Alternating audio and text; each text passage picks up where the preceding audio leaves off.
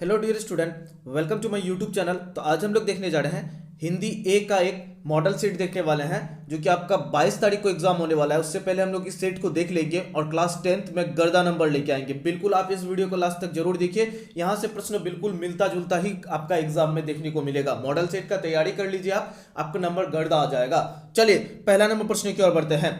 देखिए सारे प्रश्न बहुत इंपॉर्टेंट है इस सेट में, जो भी लिया गया प्रश्न है और आपका एग्जाम के आधार पर ही यह सेट बनाया गया है, तो बिल्कुल वीडियो को लास्ट तक जरूर देखिए। चलिए पहला नंबर में बढ़ते हैं। कह रहा है निम्नलिखित गद्यांश को ध्यानपूर्वक पढ़कर प्रश्न संख्या 1 से 5 तक सही उत्तर विकल्प का चयन करें। सही सही उत्तर आपको देना है प्रश्न संख्या 1 से लेकर के 5 तक का। देखिए इस गद्यांश को आपको पढ़ना है, उसके बाद आपको 1 नंबर से लेकर के 5 नंबर का इसी गद्यांश से प्रश्न पूछेगा, तो उसका सही सही उत्तर देना है आपको। चलिए इस गद्यांश को आप पढ़ लीजिएगा, हम आपको बता दे रहे हैं इसका सही सही उत्तर। देखिए पहला नंबर प्रश्न में करा है हम किसके श्रेणी हैं, हम किसके ऋणी है, तो याद होगा मातृभूमि के। किसके? मातृभूमि के। इस गद्यांश को अगर ध्यान से पढ़ लेते हैं आप लोग, तो आपका 5 नंबर बिल्कुल कहीं नहीं जाने वाला है। 1 से लेकर के 5 नंबर का सही सही उत्तर आपको मिल जाएगा।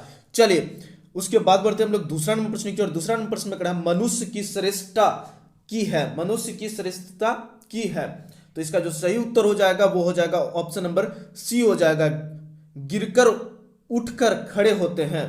मनुष्य की श्रेष्ठता की क्या है? गिरकर उठकर खड़े होते हैं, यही इसकी श्रेष्ठता है।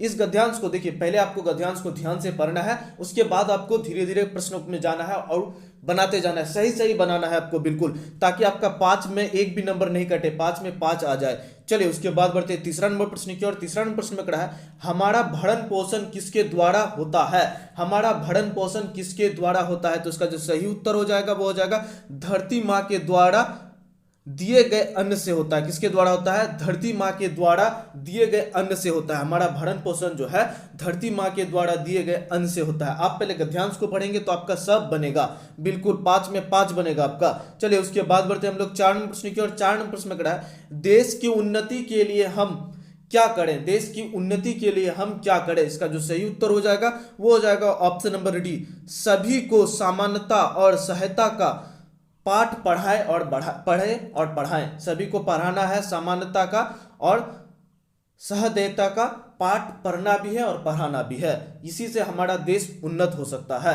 चलिए उसके बाद बढ़ते हम लोग 5 नंबर प्रश्न की ओर। 5 नंबर प्रश्न में कहा देश प्रेम क्या है, देश प्रेम क्या है, तो इसका जो सही उत्तर हो जाएगा वो हो जाएगा देश के प्रति रीति रिवाजों को निभाना और विभिन्न धर्मों को सम्मान करना। देश के प्रति रीति रिवाज को निभाना और विभिन्न धर्मों का सम्मान करना ही देश प्रेम कहलाता है। क्या कहलाता है? देश प्रेम कहलाता है। आप अगर इस गद्यांश को पढ़ेंगे तो बिल्कुल आपका 5 में 5 बन जाएगा। पहले आपको गद्यांश को जो क्वेश्चन में दिया रहेगा गद्यांश को पढ़ना है, उसके बाद क्वेश्चन को हल करना है। अब हल करेंगे तो 5 में 5 बिल्कुल सही सही बना के लेके आएंगे आप।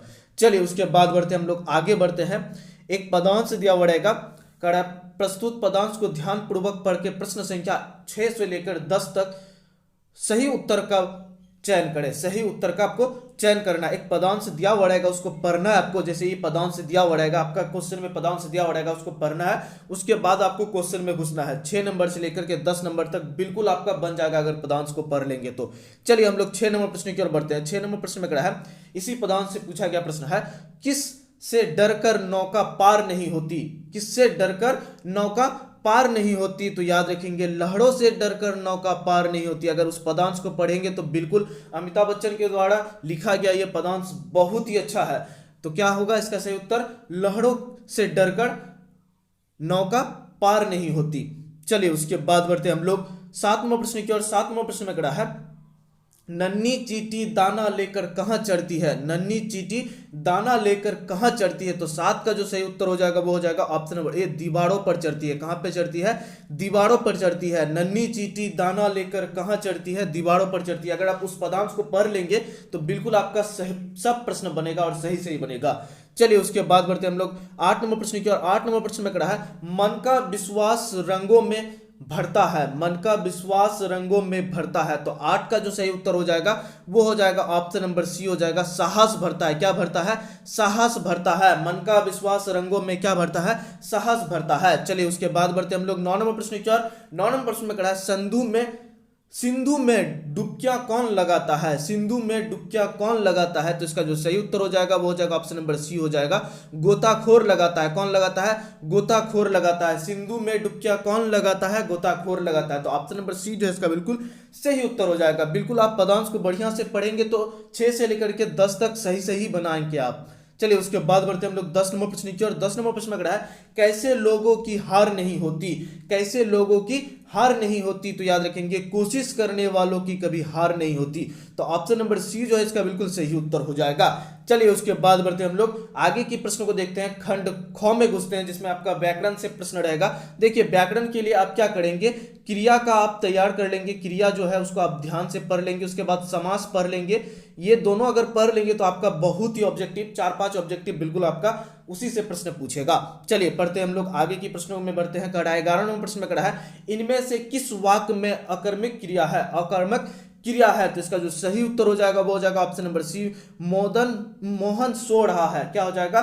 मोहन सो रहा है। तो ऑप्शन नंबर सी जो है इसका बिल्कुल सही उत्तर हो जाएगा। आपको हम बता दें ये मॉडल सेट है, बिल्कुल आप नहीं समझेंगे जो ये ओरिजिनल प्रश्न है। यहां से प्रश्न आपका एग्जाम में पूछेगा क्योंकि पिछले बार बहुत ही प्रश्न मॉडल सेट से पूछा था, तो बिल्कुल आप इसको तैयार कर लीजिए। चलिए उसके बाद बढ़ते हम लोग 12 नंबर प्रश्न की और 12 नंबर प्रश्न में कड़ा है कौन सा वाक्य सकर्मक क्रिया का उदाहरण है? कौन सा वाक्य सकर्मक क्रिया का उदाहरण है? तो इसका जो सही उत्तर हो जाएगा वो हो जाएगा ऑप्शन नंबर सी हो जाएगा, रीता खाना खाती है। तो ऑप्शन नंबर सी जो है इसका बिल्कुल सही उत्तर हो जाएगा। आप क्रिया एक बार पढ़ लेंगे तो आपका 1-2 ऑब्जेक्टिव वहां से पूछेगा और समास अगर पढ़ लेंगे तो 1-2 ऑब्जेक्टिव वहां से पूछेगा। तो बिल्कुल ये दोनों टॉपिक को आप बढ़िया से पढ़ लीजिए। आप अगर आप चाहते हैं कि इसको हम पढ़ा दें तो आप कमेंट पर जरूर बताइए ताकि हम आपको ग्रामर के लिए एक स्पेशल वीडियो बना दें और आपका तैयारी में बहुत ही हद तक आपको हम सहायता कर सके। चलिए उसके बाद बढ़ते हम लोग 13 नंबर प्रश्न की और 13 नंबर प्रश्न में कड़ा है जलज का अनेकार्थक नहीं है। तो देखिए इसका कमेंट पर आपको उत्तर देना है, इसका क्या होगा सही उत्तर आपको कमेंट पर देना है। उसके बाद बढ़ते हम लोग 14 नंबर प्रश्न की और 14 नंबर प्रश्न में कड़ा है दो पदों या शब्दों के मेल से बना तीसरा पद क्या कहलाता है? दो पदों या शब्दों के मेल से बना तीसरा पद क्या कहलाता है? तो इसका जो 14 का जो सही उत्तर हो जाएगा वो हो जाएगा ऑप्शन नंबर बी हो जाएगा, समास कहलाता है। क्या कहलाता है? समास कहलाता है। दो शब्दों या दो पदों या शब्दों के मेल से बना तीसरा पद क्या कहलाता है? समास कहलाता है। चलिए उसके बाद बढ़ते हम लोग 14 नंबर प्रश्न की और 14 नंबर प्रश्न में कड़ा है प्रति दिन में कौन सा समास है? प्रतिदिन में कौन सा समास है? तो आपको हम बोल रहे हैं जो बार बार बोल रहे हैं क्रिया और समास पढ़ लीजिएगा आप, बहुत ही ऑब्जेक्टिव पूछेगा आपको उससे। तो प्रतिदिन में कौन सा समास है? अविभाव समास है। कौन सा समास है? अविभाव समास है। ऑप्शन नंबर ए जो है इसका बिल्कुल सही उत्तर हो जाएगा। प्रतिदिन में कौन सा समास है? अविभाव समास है। चलिए उसके बाद बढ़ते हम लोग 16 नंबर प्रश्न की और 16 नंबर प्रश्न में कड़ा है नीला है जो कंठ नीलकंठ किस समास का विग्रह है? नीला है जो कंठ नीलकंठ किस समास का विग्रह है? तो 16 का जो सही उत्तर हो जाएगा वो हो जाएगा ऑप्शन नंबर डी हो जाएगा, बहुगिरी समास का विग्रह है। कौन सा समास का? बहुगिरी समास। ऑप्शन नंबर डी जो है इसका बिल्कुल सही उत्तर हो जाएगा।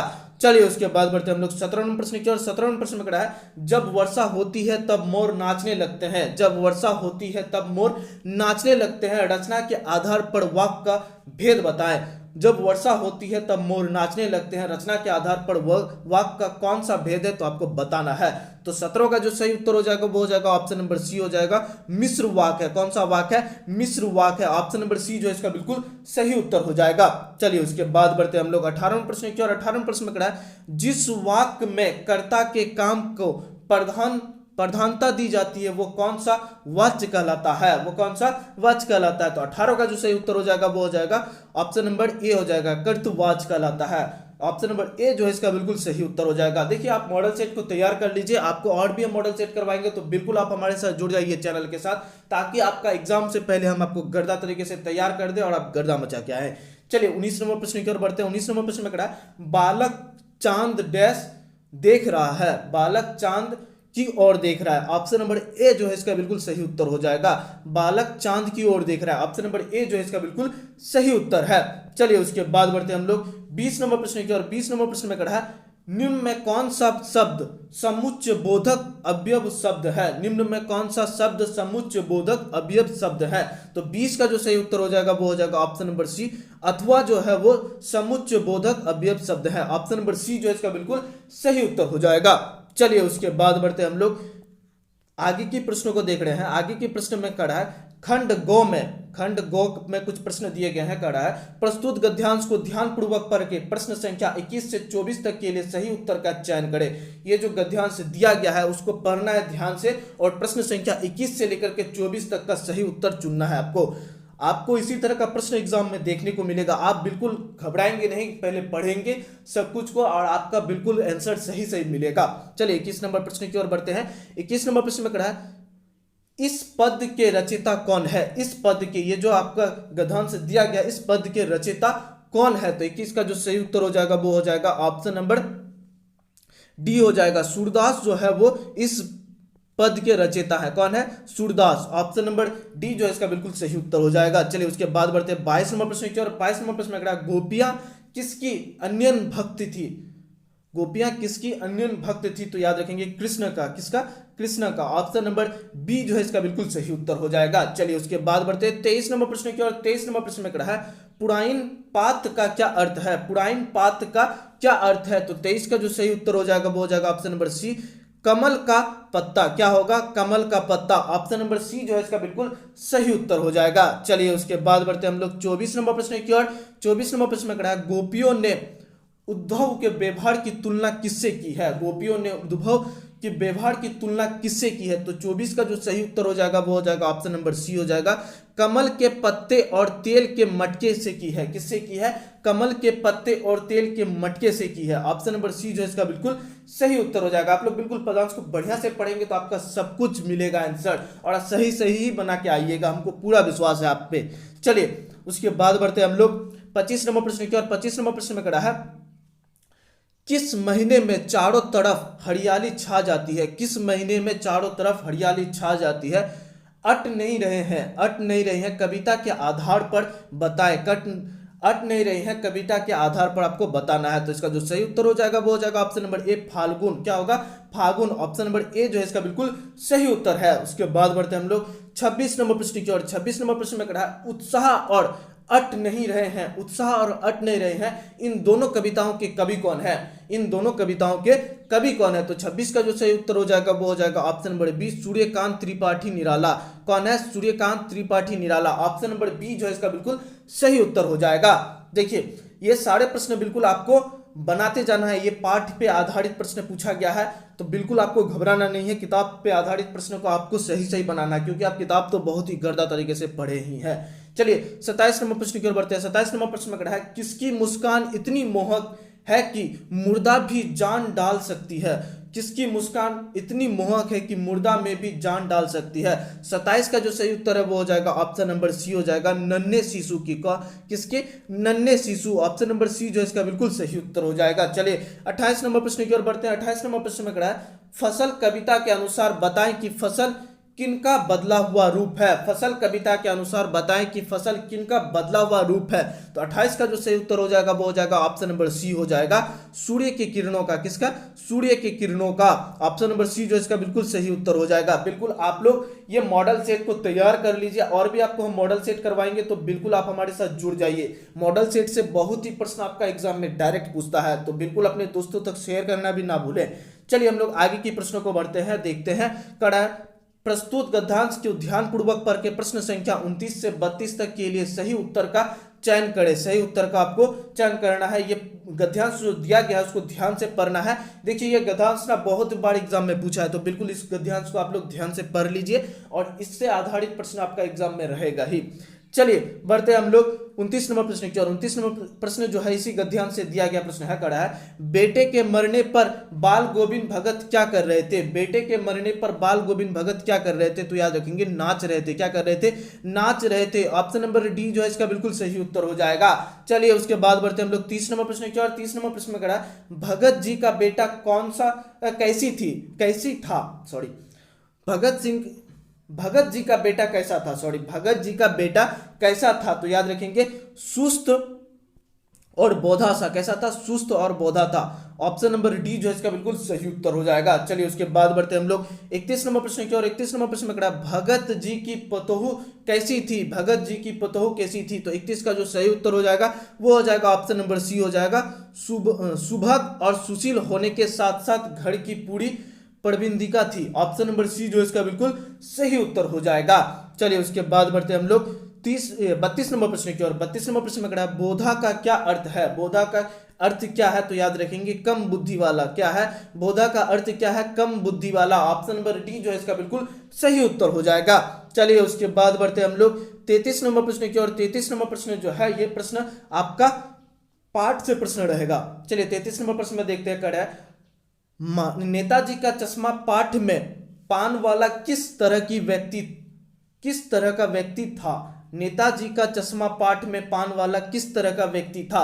तो 33 का जो सही उत्तर हो जाएगा वो हो जाएगा ऑप्शन नंबर डी, एक मोटा हंसमुख और खुश मिजाज व्यक्ति था। कैसा था, एक मोटा हंसमुख और खुश मिजाज व्यक्ति था। ऑप्शन नंबर डी जो है इसका बिल्कुल सही उत्तर हो जाएगा।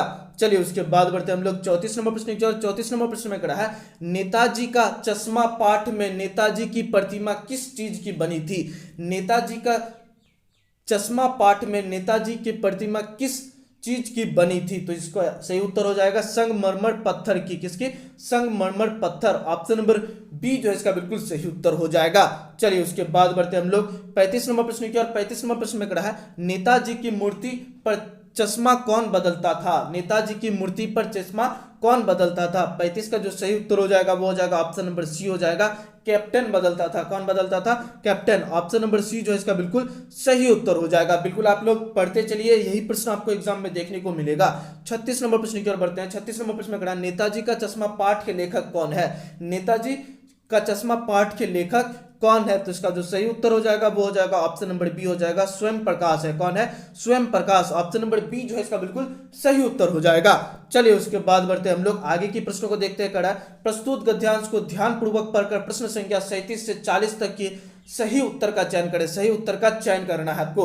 चलिए बढ़ते हम लोग आगे की, ये गद्यांश को आपको ध्यान से पढ़ना है तभी आप सही सही उत्तर बना पाएंगे। चलिए 37 नंबर प्रश्न जो है ये इस गद्यांश से पूछा गया प्रश्न है। कड़ा प्रस्तुत गद्यांश किस पाठ से लिया गया है। प्रस्तुत गद्यांश किस पाठ से लिया गया है। तो इसका जो सही उत्तर हो जाएगा वो हो जाएगा ऑप्शन नंबर 37 का जो सही उत्तर हो जाएगा वो हो जाएगा ऑप्शन नंबर ए हो जाएगा, माता का आंचल। किससे, माता का आंचल से लिया गया है। ये जो गद्यांश है वो माता का आंचल से लिया गया है। ऑप्शन नंबर ए जो है इसका बिल्कुल सही उत्तर हो जाएगा। चलिए उसके बाद बढ़ते हैं हम लोग 38 नंबर प्रश्न की ओर। 38 नंबर प्रश्न में कहा लेखक क्या खेलते हैं। लेखक जो है वो क्या खेलते हैं। तो इसका जो सही उत्तर हो जाएगा वो हो जाएगा ऑप्शन नंबर सी हो जाएगा, नाटक खेलते हैं। क्या खेलते हैं, नाटक खेलते हैं। ऑप्शन नंबर सी जो है इसका बिल्कुल सही उत्तर हो जाएगा। चलिए 39 नंबर प्रश्न की ओर बढ़ते हैं। 39 नंबर प्रश्न में कहा इस गद्यांश में किस मेल की चर्चा की गई है। इस गद्यांश में किस मेल की चर्चा की गई है। तो 39 का जो सही उत्तर है वो हो जाएगा ऑप्शन नंबर बी हो जाएगा, दादरी का मेला। किसका मेला, दादरी। ऑप्शन नंबर बी जो इसका बिल्कुल सही उत्तर हो जाएगा। चलिए आगे बढ़ते हैं 40 नंबर प्रश्न की ओर। 40 नंबर प्रश्न में कहा रहड़ी किसे कहते हैं। रहड़ी किसे कहते हैं। तो अरहर के दाल को कहते हैं। किसको कहते हैं, अरहर के दाल। ऑप्शन नंबर सी जो है इसका बिल्कुल सही उत्तर हो जाएगा। रहड़ी किसे कहते हैं, अरहर की दाल को ही रहड़ी कहते हैं। तो ये 40 प्रश्न हम आपको मॉडल सेट से करवाए हैं। बिल्कुल आप मॉडल सेट का तैयारी कर लीजिए क्योंकि मॉडल सेट से बहुत ही पिछले बार प्रश्न पूछा गया था। और भी आपको मॉडल सेट का तैयार करवा देंगे ताकि आप एग्जाम से पहले उतना शक्ति आ जाए ताकि एग्जाम में आप जाके गर्दा मचा सके। तो फिर मिलता है नेक्स्ट वीडियो लेके, तब तक के लिए इतना ही। जय हिंद।